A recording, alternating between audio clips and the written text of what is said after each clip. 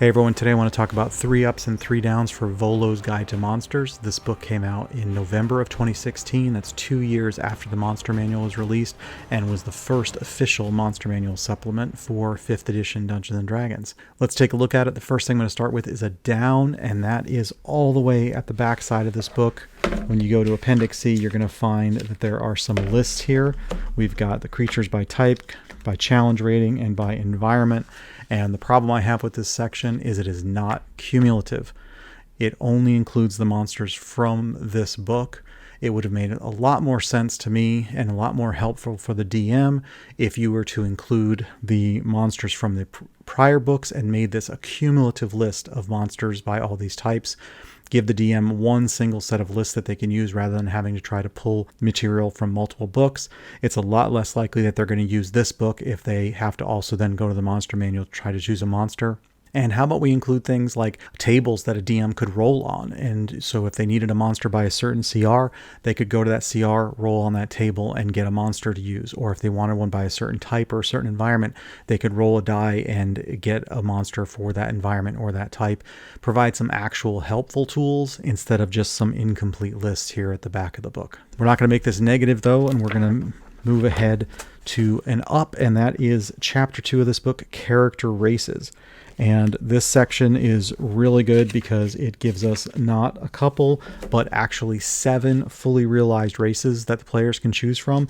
It has full details on their traits and their abilities and their motivations, everything that you would need from a player race.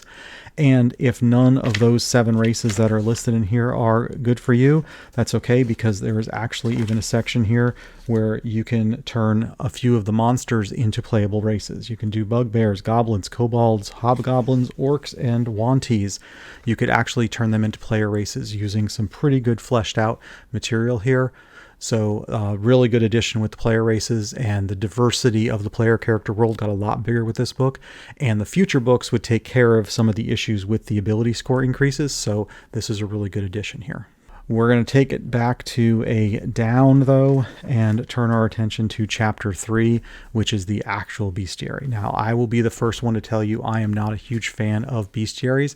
I think that they are huge books filled with monsters that most people will never use.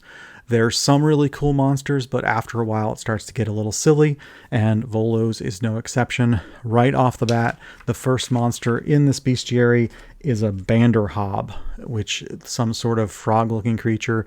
I mean, it looks interesting and all, but likely completely unnecessary.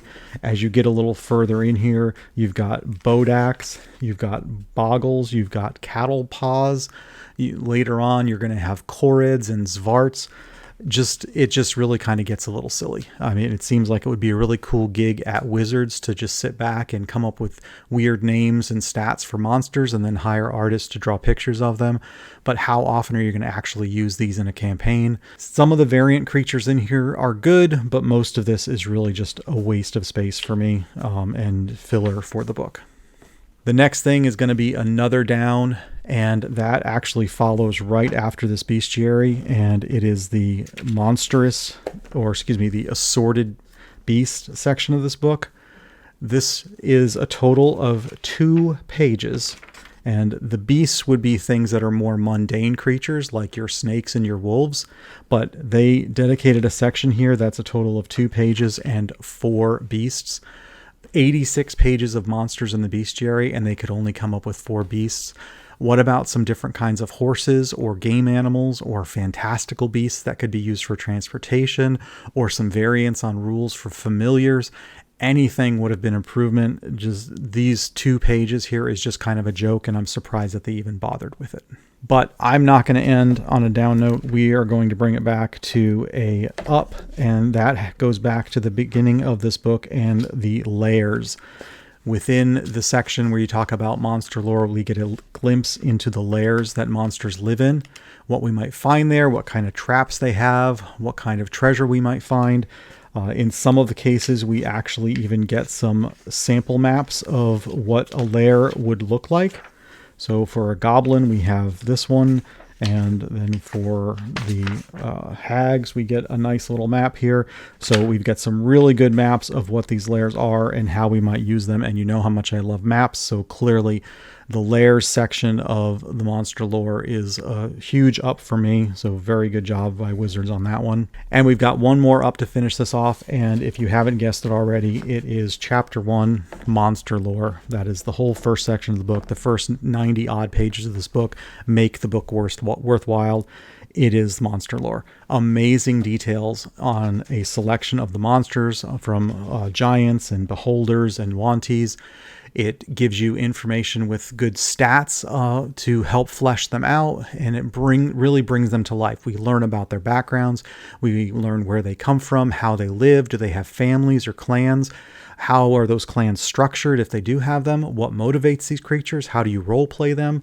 All those answers are in the book here, and it's just filled with page after page of really helpful material for a DM that's trying to build a campaign around some of these creatures. You've got plenty of stuff to work with to help make that a really fully fleshed out campaign. And you also have the options to build your own, to expand on it. So you're not stuck with just the existing monsters as they are. You're given stats and tables that you can roll on to create your own monster based on these. So you can, if you want to create a hag, you can create your own kind of hag by using the information in here.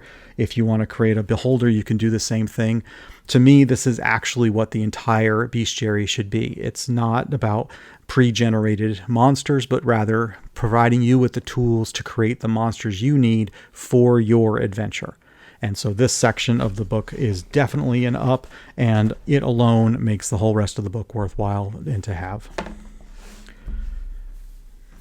There it is, 3 ups, 3 downs. Did I get it right? What do you think of Volos? Let me know in the comments what your thoughts are. Make sure you subscribe, and you will definitely want to check out this video. Until next time, take care.